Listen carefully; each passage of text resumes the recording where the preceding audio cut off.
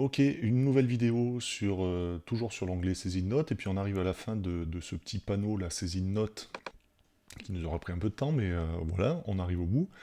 Et on va parler de auteur de saisie de notes, avec deux choix, réels ou écrites. Mais pour s'en servir, il faut que je vous parle du clavier virtuel de Sibelius, qu'on va pouvoir afficher dans Affichage, bien sûr, et en appuyant sur clavier, le raccourci clavier, c'est Alt, commande Alt B, et on a ce clavier qui apparaît en bas de l'écran. On peut le dépoper, et puis le faire voyager, comme on veut. On peut l'incruster en haut, etc. Donc je vais le mettre en haut, parce que comme ça vous verrez les raccourcis clavier. Je vais aussi mettre, ça va m'aider, je vais mettre le visualiseur de clavier, que vous compreniez bien ce qui se passe. Donc là, pour l'instant, on a ce petit carré bleu qui est allumé, on va l'enlever, et puis on va parler vraiment de cette fonction du clavier.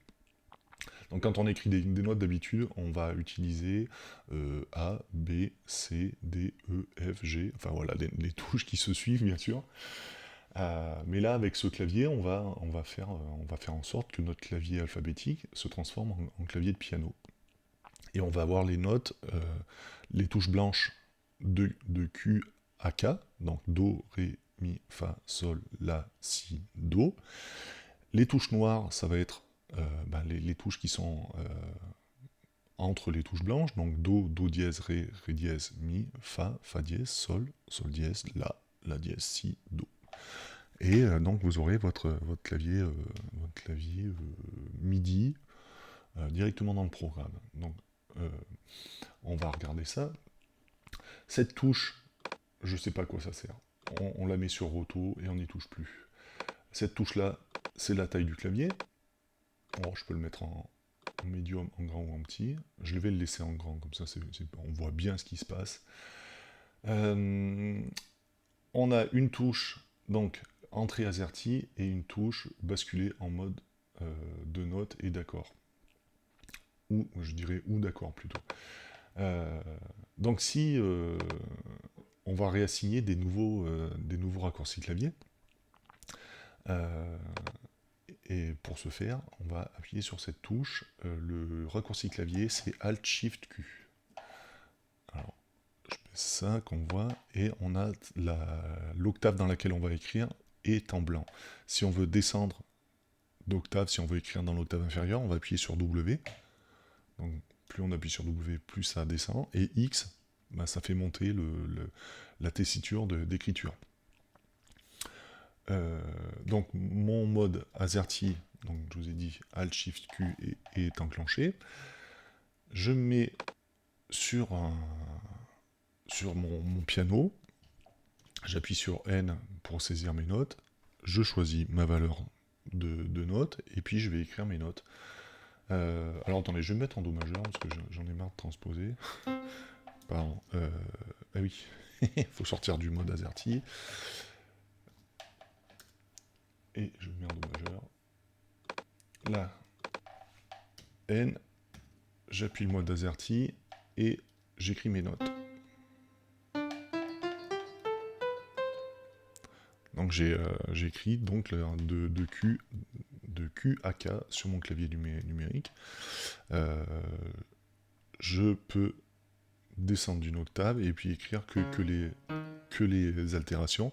Si je veux que cette altération soit un dièse, j'appuie sur Entrée, ça réharmonise l'écriture.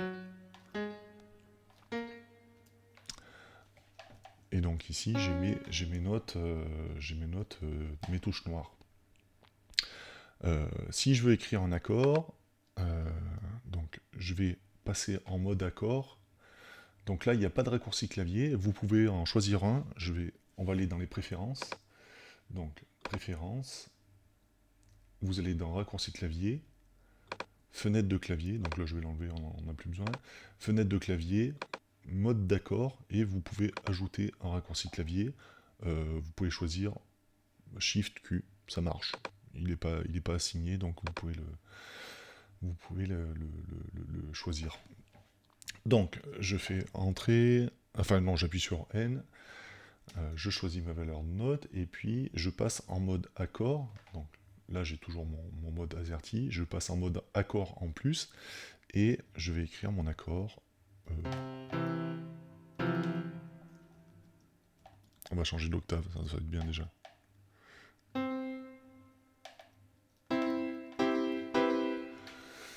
Les notes sont inscrites.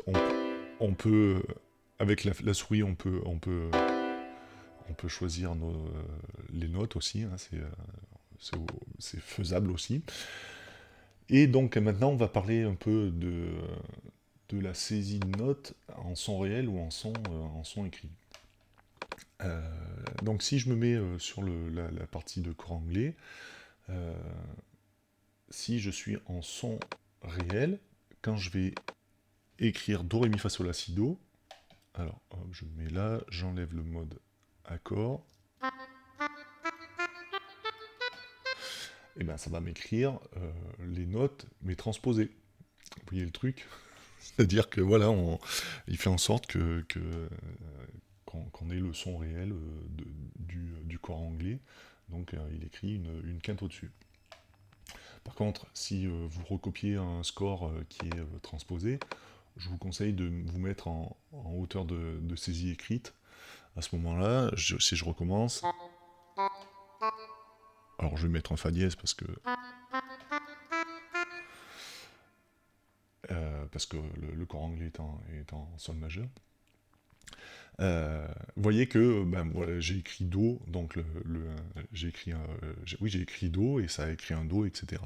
Donc moi je vous conseille, enfin moi j'aime bien quand j'écris des notes, elles soient pas transposées sur la partition. Alors ça dépend si vous composez, peut-être c'est mieux de vous mettre en son réel. Il y a la même chose, je sais pas trop m'en servir du manche de guitare. C'est un peu le même délire. Mais là, je vous avouerai que si je vais faire n'importe quoi, je pense, mais...